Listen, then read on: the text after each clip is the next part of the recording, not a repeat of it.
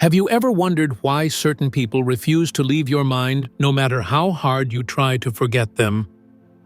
You meet someone. You share a moment. Maybe it's fleeting. Maybe it's profound. Then time passes.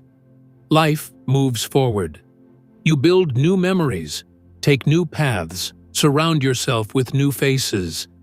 And yet, they return, not in person, but in thought, quietly, uninvited, persistently. They show up in dreams, in daydreams, in sudden waves of emotion you can't explain. And the more you try to push them away, the more their presence seems to deepen like a shadow at the edge of your consciousness that never quite disappears. Carl Jung believed this was not random. These recurring thoughts are not just mental echoes, they are messengers, signals from the unconscious pointing you towards something unresolved, something unfinished, something within you. The mind, according to Jung, isn't a machine built to process logic and forget what no longer serves it. It is a vessel of meaning. It holds on to what still carries emotional weight, especially the things we've tried to ignore. The mind doesn't replay the meaningless, it replays what matters, what needs to be faced. If someone lingers in your thoughts, it may not be because of who they are, but because of what they activate inside you. Jung's theory of the collective unconscious suggests that we are all connected by a web of shared symbols and emotional patterns that transcend personal experience. Some people tap into that deeper current. They don't just touch your heart, they reach into your psyche. And when they do, they leave an imprint, a memory fused with emotion. Sometimes it's love. Sometimes it's guilt, regret, admiration, even resentment. But regardless of the feeling, the message is the same: something in you is still holding on. Not to them, but to what they represent. Because the unconscious doesn't follow the timeline of the waking world. It doesn't care how much time has passed. It only cares if something is unresolved. And when emotional energy is left hanging, when a connection ends without closure, or a moment is too charged to forget, it doesn't disappear. It sinks. It lives in the background. And it whispers to you when things go quiet. Think about it. A certain song plays, and suddenly you're not in the present anymore. You're back in a feeling, in a moment, in a presence. The brain stores memories through emotion. The more intense the feeling, the deeper the neural groove. And so even a fleeting memory can awaken something long buried. But here's where it gets deeper. Sometimes the person you can't stop thinking about isn't really about them at all. It's what they symbolize. In the language of the unconscious, people become metaphors, archetypes, reflections. They carry meanings larger than themselves. They may represent a longing you've denied, a part of yourself you've disowned, or a wound you never healed. And Jung believed that these archetypes stay with us because they are essential to our growth. Until we fully understand why someone echoes through our consciousness, until we integrate what they represent, they will keep returning. Not to haunt us, but to help us. So the real question isn't, why can't I forget them? The real question is, what is my soul trying to remember through them? Now that we've uncovered why certain people take up space in your mind, let's go deeper, beneath memory, beyond emotion. What if it's not about them at all? What if the way you see someone is actually a reflection of something buried within yourself? Have you ever felt an intense attraction to someone that made no logical sense? Or a deep irritation toward a person you barely know, an emotional response that felt exaggerated, disproportionate, even confusing? These reactions don't always come from the outside world. Often they're echoes from within. Maybe you placed someone on a pedestal, idealizing them as something perfect, untouchable. And then reality cracked that illusion. You saw their flaws. You felt the fall. Or maybe you've crossed paths with someone who rubbed you the wrong way for no apparent reason, awakening emotions you didn't know you had. This isn't always about chemistry or conflict. According to Carl Jung, it's often about projection. Projection, in Jung's view, is the unconscious habit of assigning our own repressed feelings, traits, or inner conflicts onto someone else. It's like playing a movie only the screen is another person, and the script was written deep inside your psyche. What you see in them may in fact be what you haven't yet seen in yourself. Jung taught that the human psyche is divided between the conscious self, the part we know, manage, and identify with, and the vast, hidden terrain of the unconscious, which houses everything we reject, ignore, or disown. When someone starts to dominate your thoughts, especially in a way that feels charged or irrational, it's often because they are activating something unresolved within your unconscious. A fear you've avoided, a desire you've buried, a truth you've been unwilling to face. Think of it like this. If someone constantly on your mind exudes confidence, charm, or passion, it might be because deep down you long to cultivate those qualities in yourself. Alternatively, if someone irritates you without reason, perhaps they are mirroring a part of you that you've tried to suppress. The truth is, we often see in others what we refuse to face in ourselves. And the more we resist acknowledging those hidden parts, the more power they gain over us, and the more likely we are to project them onto others. Jung referred to this disowned part of ourselves as the shadow. It's not just darkness. It's everything we've pushed into the unconscious because we were taught it wasn't acceptable. Our anger, our ambition, our vulnerability, our desire to be seen to be powerful, to be loved. Most of us like to think we know who we are. But the reality is, much of what drives us lies beneath the surface. So when someone gets under your skin or lingers in your thoughts far longer than reason allows, it might be because they've activated your shadow. They're not just a person, they're a symbol, a mirror, an invitation to integrate what's been denied. This is why the mind doesn't randomly fixate on strangers or casual acquaintances. It fixates on mirrors, on people who stir something essential within us, whether we understand it or not. They reveal where the healing needs to happen. They uncover where the work begins. And here's the deeper truth. The person you can't stop thinking about might not be your soulmate or your unfinished love story. They might be a reflection of an unmet part of yourself, a part still waiting to be known, accepted, and brought into the light. But projection isn't limited to individual relationships. It can distort our entire worldview. The lens through which we see others is often colored by our own inner turbulence. If you carry shame, you may interpret others as judging you. If you struggle with self-worth, you may see others as more capable, more desirable, more whole. If you have unresolved pain, you may project it onto current relationships, mistaking old wounds for new ones, reliving patterns that were never truly yours to begin with. That's why understanding projection isn't just psychological, it's transformational. It allows you to reclaim parts of yourself that you unknowingly gave away.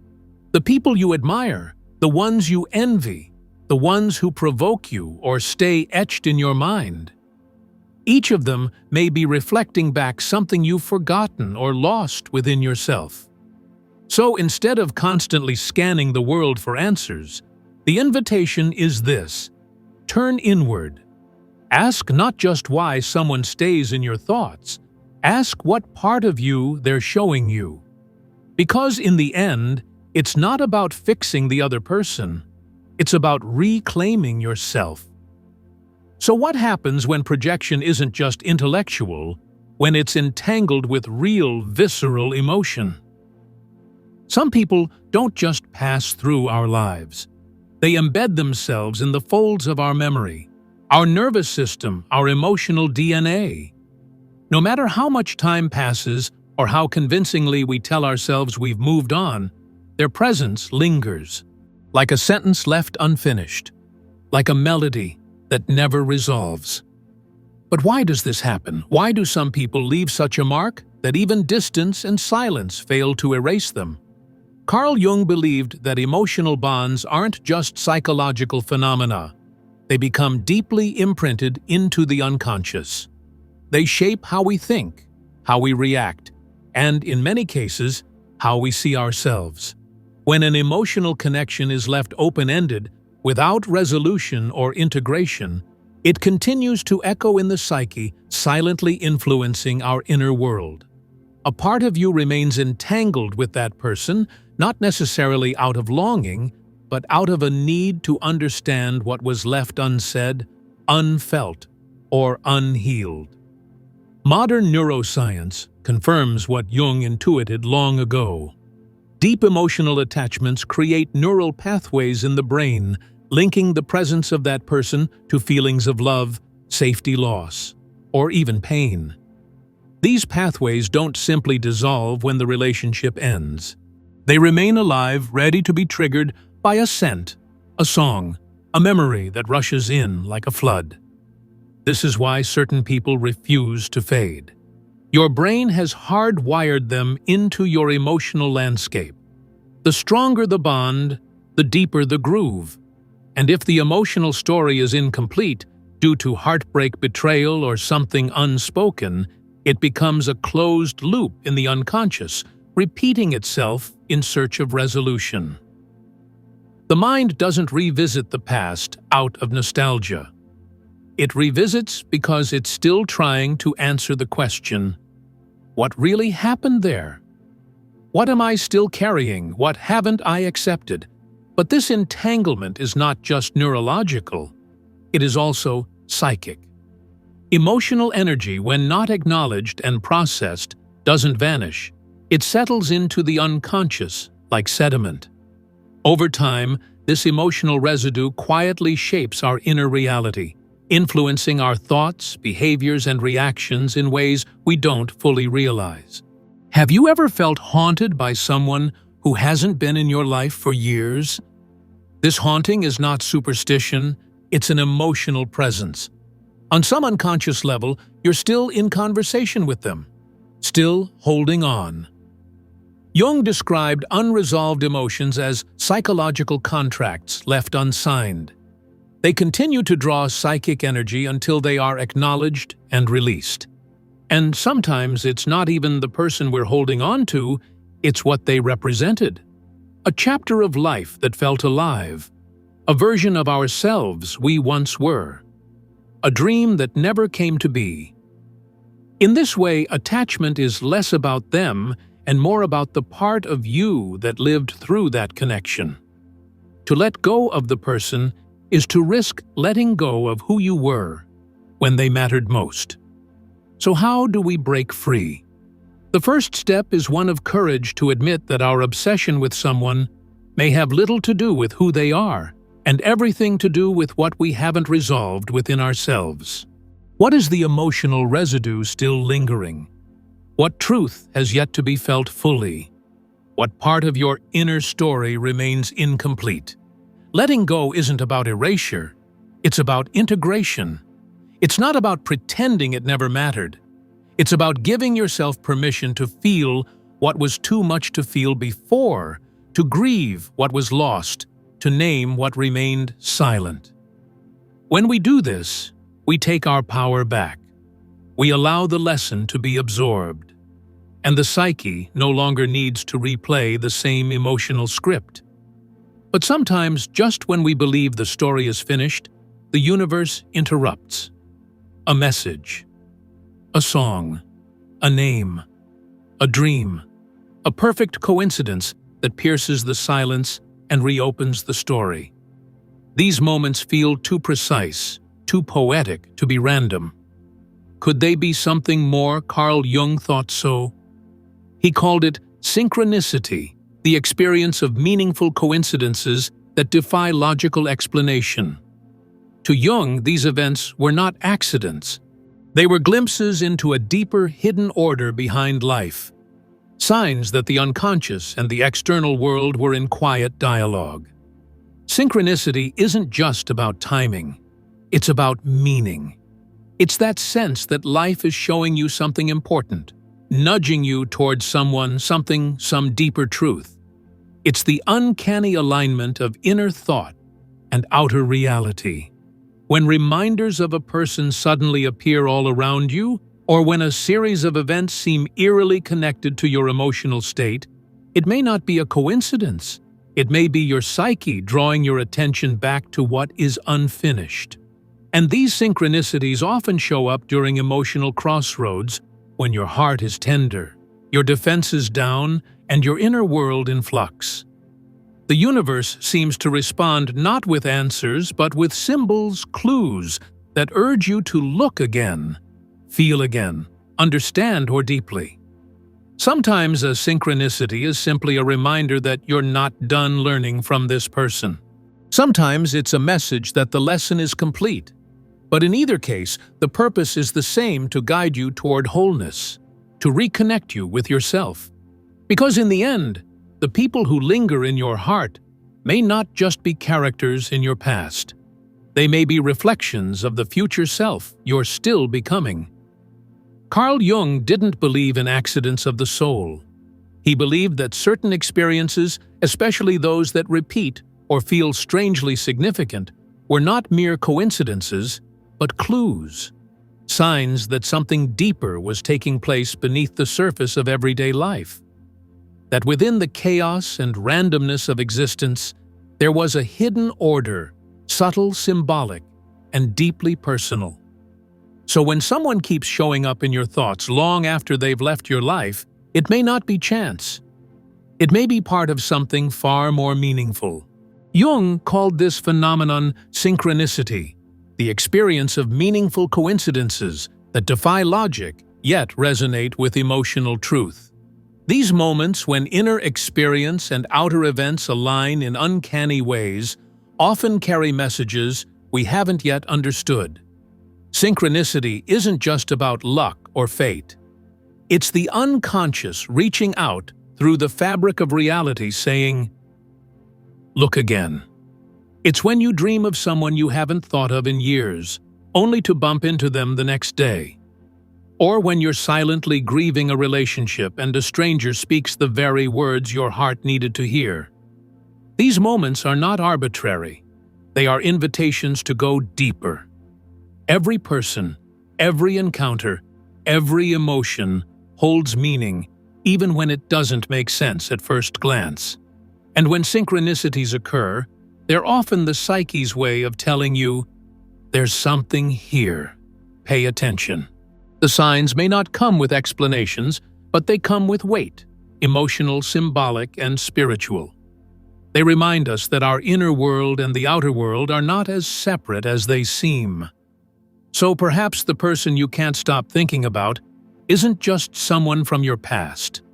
Perhaps they represent something within you that is trying to come into consciousness.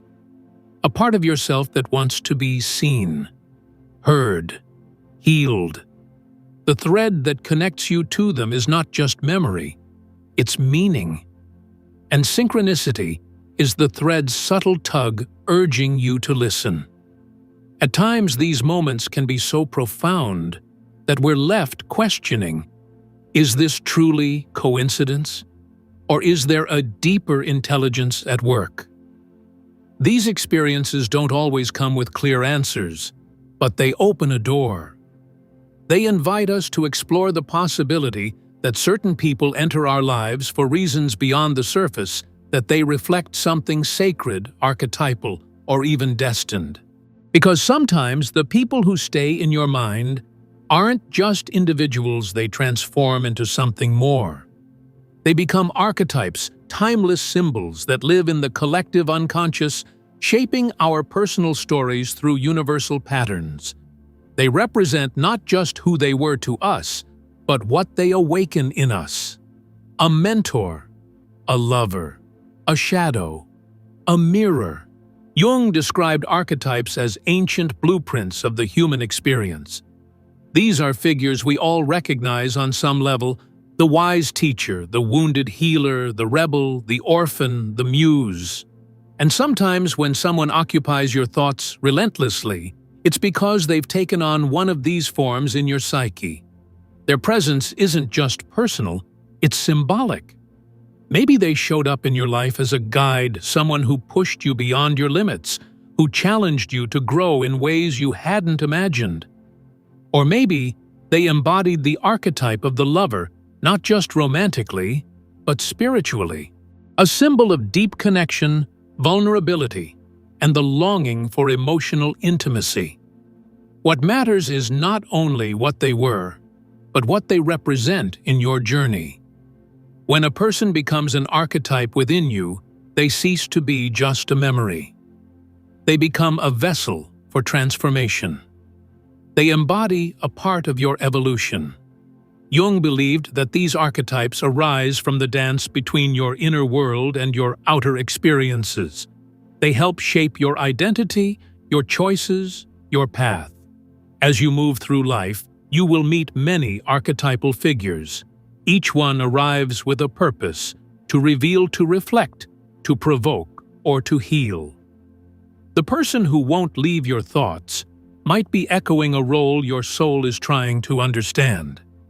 Perhaps they represent a lesson in power, or a test of self-worth, or a confrontation with the part of you that still hides in shadow. But what happens when someone becomes frozen in that archetypal role? When we stop seeing them as human and start seeing them only as a symbol?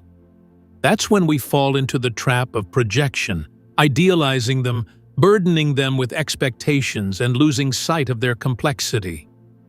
We strip away their flaws, their contradictions, their humanity.